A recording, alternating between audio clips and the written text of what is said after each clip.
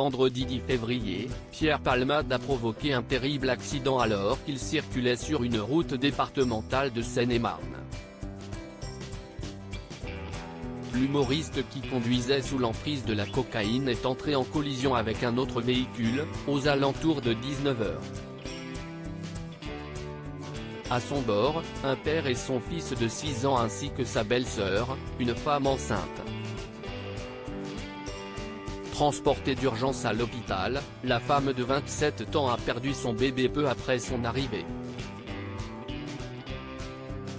4 jours après cette tragédie et alors que le père et son fils sont toujours en réanimation, Mourad Batik, l'avocat de la famille, s'est exprimé sur BFM TV. Il a ainsi révélé qu'une césarienne d'urgence avait eu lieu pour tenter de sauver le bébé, sans succès. La date d'accouchement était prévue pour le 14 mai, dans 3 mois. Avant cet accident, le bébé se développait excessivement bien, il n'y avait aucune difficulté de grossesse a-t-il précisé.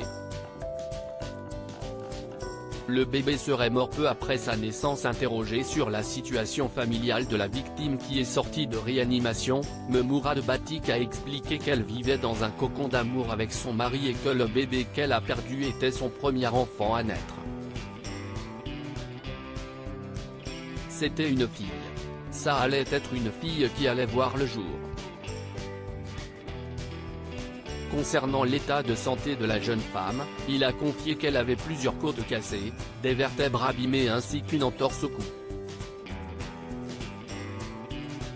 Au-delà des dommages physiques, elle se trouve actuellement dans une véritable détresse psychologique, engendrée par la perte de son enfant. Du côté du déroulé de l'enquête, l'avocat de la famille des victimes a indiqué que la qualification d'homicide involontaire pourrait être retenue dans le cas où les rapports d'autopsie indiqueraient que le bébé serait mort après sa naissance. Des informations que nous avons, l'enfant serait né vivant. Mais cela reste à confirmer, a-t-il expliqué. Un élément primordial dans la suite de l'enquête.